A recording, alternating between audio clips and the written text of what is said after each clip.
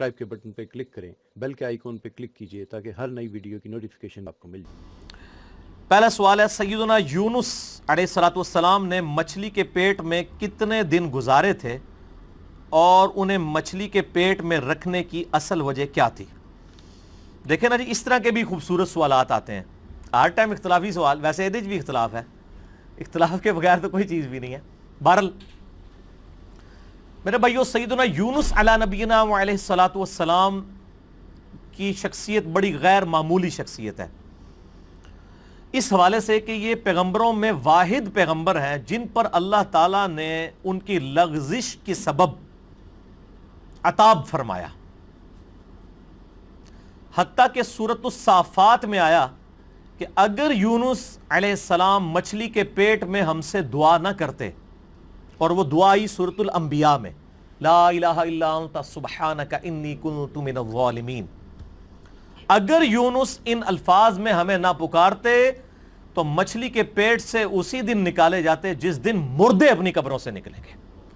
اتنا عطاب، اتنا جلال اللہ کا کہ یونس کی غلطی اتنی سویر نوعیت کی کہ جس دن مردے قبروں سے نکالے جائیں گے اس دن ہی پھر اللہ تعالیٰ فرماتے ہیں ہم یونس علیہ السلام کو مچھلی کے پیٹ سے نکالتے۔ اور دعا بھی دیکھیں، سورۃ الانبیاء میں آئی، لا الہ الا انت سبحانک انی کنت من الظالمین، لا الہ الا انت، کوئی نہیں معبود سوائے تیرے، سبحانک، اے اللہ تو پاک ہے، تو غلطی نہیں کر سکتا، انی کنت من الظالمین، میں تو انسان ہوں، غلطی کروں گا۔ کیا زبردست انداز ہے جی توبہ کرنے کا۔ اللہ تعالیٰ کی جو پاکی کی صفت ہے اس کو ٹریگر کیا ہے کہ اللہ تجھ سے تو غلطی نہیں ہوتی، میں تو بندہ ہوں، غلطی کروں گا۔ اور اللہ کو اتنی پسند آئی یہ کلمات، اور اس کے ساتھ الفاظ ہیں کذالک ننجی المؤمنین، ہم ایمان والوں کو بھی اسی طریقے سے نجات دیں گے جو یونس کی طرح ہم سے دعا مانگے گا۔ اور جامعہ ترمذی میں صحیح سند کے ساتھ حدیث ہے، جو شخص بھی یونس علیہ السلام کی دعا کے ساتھ اللہ کی طرف متوجہ ہوا، اللہ اسے کبھی محروم نہیں لوٹائے گا۔ یہ اسماء اعظم ہے، میرا ایک کلپ 4 لاکھ سے زیادہ لوگ یوٹیوب پہ دیکھ چکے ہیں۔ مصیبت اور پریشانی سے بچاؤ کے 3 وظائف، لا الہ الا انت سبحانک انی کنت من الظالمین، حسبنا اللہ ونعم الوکیل، اور یا حی یا قیوم برحمتک استغیث، یہ 3 وظائف۔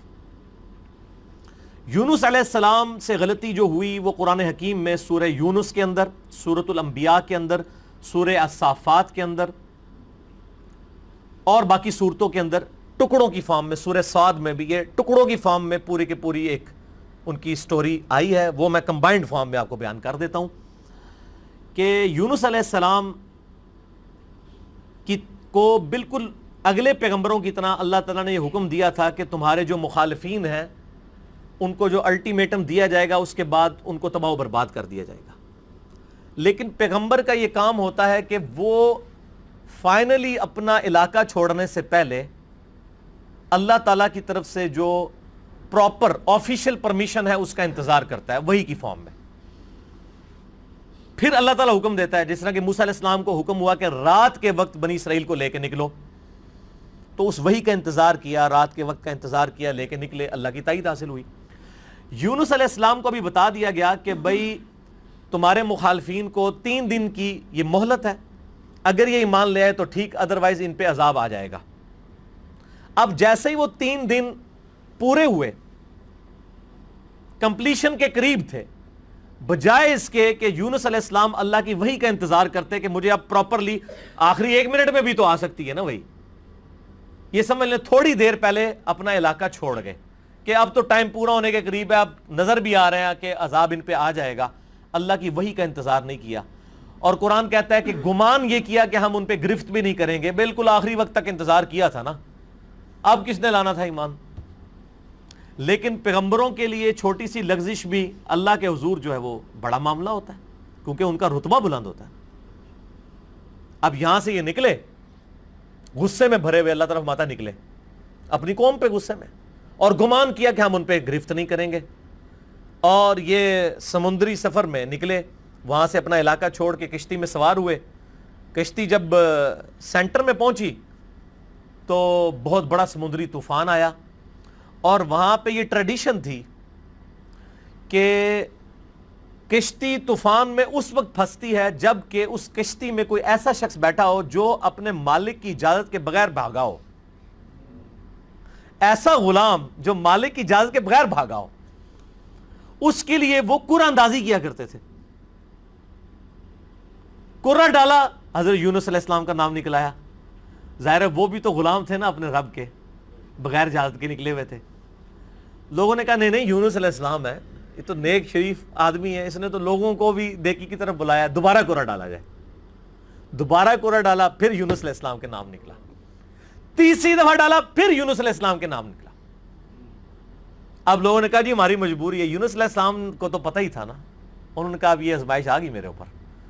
ان کو پھینک دیا سمندر میں. قرآن کہتا ہے بڑی مچھلی نے ان کو نگل لیا. قرآن میں دن نہیں آئے. ہمارے ایک سب کانٹیننٹ میں مشہور ہے کہ 40 دن رہے, تو رات میں دن آئے 3 days and 3 nights.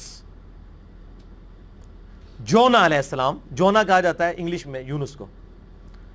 یونس علیہ السلام 3 دن اور 3 رات تک, یعنی کتنے بن گئے وہ 72 گھنٹے بن گئے. اتنی دیر مچھلی کے پیٹ میں رہے, 3 دن اور 3.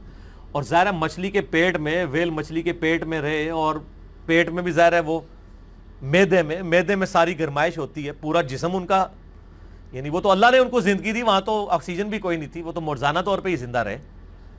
بہرحال جسم پہ اثرات آئے ان کے, اور وہاں پہ انہوں نے پھر یہ دعا مانگی, لا الہ الا انت سبحانک انی کنت من الظالمین. بس یہ پڑھتے رہے. اللہ تعالیٰ بتایا ہمیں اندھیروں میں اس نے پکارا, اور اللہ نے دیکھے ان اندھیروں میں بھی اپنے اس بندے کی ندا کو سنا. کذالک ننجی المؤمنین, اسی طریقے سے ہم مومنین کو بھی نجات دیں گے جو ہمیں پکارے گا.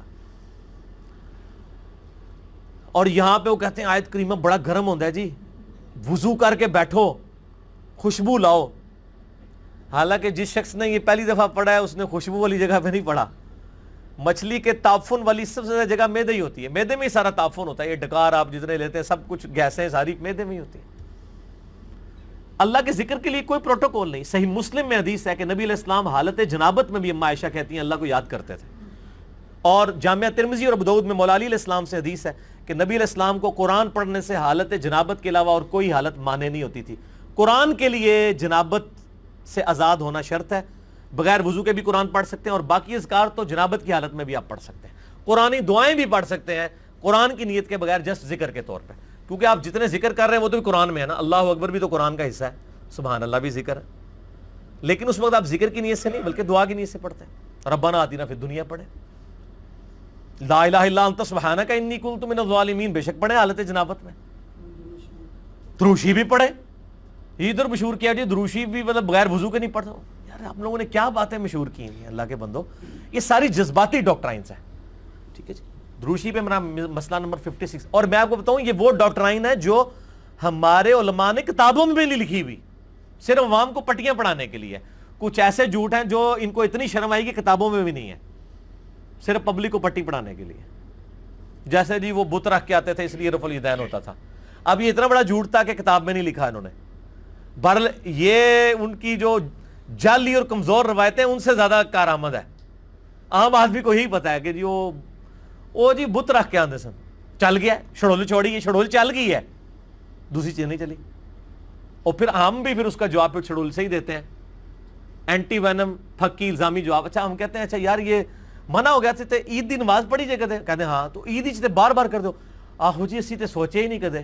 ہاں تو تہاڈی مولوی نے مت ماری ہے نا کہ اس دن جڑا بت رکھ کے آندے ہو تسی, عید والے دن بھی تو آپ کرتے ہیں, پھر وطر کا بھی کرتے ہیں.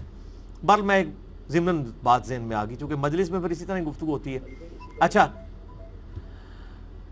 تو یونس علیہ السلام کو اللہ تعالیٰ نے پھر نجات دی. پھر قرآن حکیم میں آتا ہے کہ مچھلی نے ان کو اگل دیا کنارے پہ. وہاں اللہ نے قرآن حکیم میں آتا ہے ان کے لیے کدو کی بیل اگا دی. ظاہر ہے کہ جسم پورا ایک وہ اثرات کی وجہ سے جسم کے اوپر نئی ایک کھال ان کی اگی, دوبارہ سے ان کے سارے معاملات ہوئے, اور اللہ تعالیٰ نے ان کو ایک نئی زندگی دی اور ان پہ عطا فرمایا. اس کے بعد معاف کر دیا. لیکن آپ دیکھیں کہ اس غلطی کا ایک تو عطاب یونس علیہ السلام پہ آیا, اور دوسرا اس کا کریڈٹ ان کی امت کو مل گیا. امت کو کریڈٹ مل گیا اس ڈیبٹ کا. اور سورہ یونس جس کا نام ہی سورہ یونس ہے, اس میں حضرت یونس علیہ السلام کا نام آیا ہے. اللہ طرف آتا ہے کبھی ایسا نہیں ہوا کہ کسی قوم پہ عذاب آ کا فیصلہ ہو جائے اور وہ عذاب ان سے ٹل جائے, الا قوم یونس, سوائے قوم یونس کے, کہ یونس علیہ السلام کی قوم سے یہ عذاب ٹل گیا. کیوں؟ جب یونس علیہ السلام وہاں سے نکلے اور عذاب کے اثار نمایاں ہوئے, عذاب ٹلنا کوئی نہیں تھا. عذاب تو فرعون پہ بھی آیا, اس نے بھی تو کہا تھا نا میں ایمان لایا موسیٰ اور ہارون کے رب پہ. اللہ نے کیا فرمایا قرآن میں, آن اب لایا, کوئی فائدہ نہیں, ڈبو دیا. یہاں پہ بھی جب عذاب سامنے آیا نا, پوری قوم یونس تقریباً 1,00,000 اور اس سے چند زائد لوگ تھے, سارے کے سارے سجدے میں گر پڑے. انہوں نے کہا یا اللہ معاف کر دے, معاف کر دے, معاف. یونس علیہ السلام واپس قوم میں, قوم زندہ کی زندہ. اب یونس علیہ السلام کے لیے بھی ایک حیرانگی تھی, ایک پاسے میں بھی عذاب کٹیا, دوسرے پاسے قوم بھی بچ گئی ہے, تو میں اب ان کو کیا منہ دکھاؤں گا جا کے کہ میں ان کو تو الٹیمیٹم دے کے گیا تھا, میں اپنی بھی لغزش کے اوپر عذاب بھگت آیا ہوں اور یہ بھی بچ گئے ہوئے ہیں. لیکن ان کو پتہ ہی نہیں تھا, قوم تو ایمان لا چکی تھی, تو انہوں نے آتے ہی آپ کے ہاتھ میں بیعت کر لی. اللہ تعالیٰ نے حضرت یونس علیہ السلام کی اس لغزش کو کریڈٹ بنا دیا ان کی امت کے لیے بھی, یونس علیہ السلام کو بھی ایک آزمائش سے گزارا. اب یہاں پہ بڑی امپورٹنٹ بات میں آپ کو کروں, خصوصاً ہم مسلمانوں کے لیے. بخاری اور مسلم دونوں میں حدیث موجود ہے, ایک یہودی اور ایک مسلمان کا جھگڑا ہوا. باقی روایتوں میں آتا ہے کہ وہ مسلمان سیدنا ابوبکر صدیق تھے رضی اللہ تعالیٰ عنہ. یہودی نے کہہ دیا کہ اللہ تعالیٰ نے موسیٰ علیہ السلام کو تمام جہان والوں پر فضیلت دی. یہ بخاری مسلم دونوں میں حدیث ہے. مسلمان نے کہا اللہ تعالیٰ نے ہمارے نبی علیہ السلام کو تمام جہان والوں پر فضیلت دی. جھگڑا ہوا, مسلمان کو غصہ آیا, اس نے اس یہودی کو تھپڑ مار دیا. وہ یہودی اپنا مقدمہ لے کر نبی علیہ السلام کے پاس آیا. آپ صلی اللہ علیہ وآلہ وسلم نے اپنے صحابی کو ڈانٹا اور فرمایا مجھے یونس پہ بھی مت فضیلت دینا. اب آپ کو اس جملے کا سمجھ آئے گی کہ یونس وہ واحد نبی ہیں جن پہ عطاب ہوا ہے, اور بہت بڑے لیول کا عطاب دنیاوی اعتبار سے دیکھا جائے. تو مجھے اس کے مقابلے پر بھی فضیلت مت دینا, ایسی فضیلت ہے جس میں کسی دوسرے کو نیچا دکھایا جائے. اللہ کی قسم, قیامت والے دن جب اللہ تعالیٰ مخلوقات کو دوبارہ زندہ کرے گا, میں دیکھوں گا کہ مجھے جب اٹھایا جائے گا, حضرت موسیٰ علیہ السلام مجھ سے پہلے ہی اللہ کے عرش کا پایا تھامے میں کھڑے ہوں گے. یہ حضرت موسیٰ کی ایک جزوی فضیلت ہمارے نبی علیہ السلام کے اوپر بھی. نبی علیہ السلام فرماتے ہیں مجھے تو یہ نہیں پتا کہ ان پہ قیامت کی بے ہوشی طاری نہیں ہوئی, یا اللہ تعالیٰ نے انہیں مجھ سے پہلے زندہ کر لیا قیامت والے دن, یا اس بے ہوشی کے سبب جو دنیا میں اللہ کی تجلی کی وجہ سے بے ہوش ہوئے, اللہ تعالیٰ نے ان پہ قیامت کی بے ہوشی طاری نہیں کی ہے. جزوی فضیلت ہو سکتی ہے. بخاری میں حدیث ہے کہ قیامت والے دن سب کو برہنہ اٹھایا جائے گا, سب سے پہلے حضرت ابراہیم علیہ السلام کو لباس پہنایا جائے گا. اب یہ ابراہیم علیہ السلام کی جزوی فضیلت ہے تمام پیغمبروں پہ. حضرت عیسیٰ علیہ السلام کو بغیر باپ کے پیدا کیا, یہ ان کی جزوی فضیلت ہے. اور ایک اور فضیلت کہ عیسیٰ علیہ السلام آج تک زندہ ہے, ایک اور بڑی فضیلت. تو جزوی فضائل ایک پیغمبر کے دوسرے پہ ہو سکتے ہیں, کلی طور پہ فضائل نبی علیہ السلام کو حاصل ہیں. تلک الرسل فضلنا بعضهم علی بعض, وہ اللہ نے قرآن میں کہہ دیا کہ یہ رسول ہیں, بعض کو بعض پہ ہم نے فضیلت دی ہے, بعض کے ساتھ کلام کیا, بعض کے ہم نے اور درجات بلند کیے.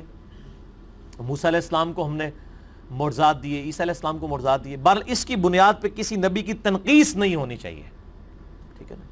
تنقیص کا جب پہلو نکلے گا نا, کمپیریزن آپ شروع کر دیں گے, تو وہ پھر خطرناک معاملہ ہو جائے گا. اس معاملے میں آپ نے اوائڈ کرنا چاہیے. اس لیے میں بارہا کہتا ہوں, میں پرسنلی مجھے یہ سلام بڑا پسند ہے, مصطفیٰ جان رحمت پہ لاکھوں سلام, لیکن اس میں کچھ اشعار ایسے ہیں کہ جو ہمیں اس طرف شائبہ کروا دیتے ہیں کہ یہ گستاخانہ ہے.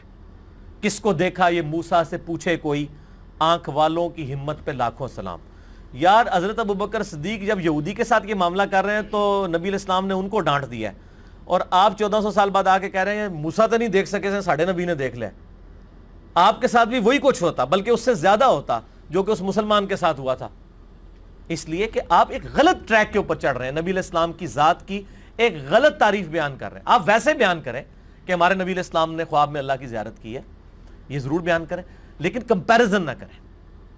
یہ والا جو معاملہ ہے, تو اسی کو کہا جاتا ہے تفضیل بین الرسل، تفضیل عربی میں کہیں گے. ایک رسول کو دوسرے پہ فضیلت دینا یہ جائز اور حلال ہے، قرآن نے بھی دی ہے. لیکن تفریق بین الرسل، رسولوں میں فرق کر دینا ایمان لانے کے اعتبار سے یا کسی کو اونچا نیچا دکھانے کے فور، یہ حرام ہے. تفضیل بین الرسل جائز ہے، تفریق بین الرسل حرام ہے. حضرت عیسیٰ علیہ السلام کا بھی گستاخ اتنا ہی بڑا گستاخ ہے جتنا ہمارے نبی علیہ السلام کا گستاخ ہے. ایک بندہ سارے پیغمبروں کو مانے، ہمارے نبی کو نہیں مانتا، وہ بھی کافر ہے. ایک بندہ ہمارے نبی کو مانتا ہے، سارے پیغمبروں کو مانتا ہے، حضرت موسیٰ علیہ السلام کو نہیں مانتا، وہ بھی کافر ہے. تو لا نفرق بین احد من رسلہ وقالوا سمعنا واطعنا غفرانک ربنا والیک المصیر. ٹھیک ہو گیا جی؟ اچھا جی، دوسرا سوال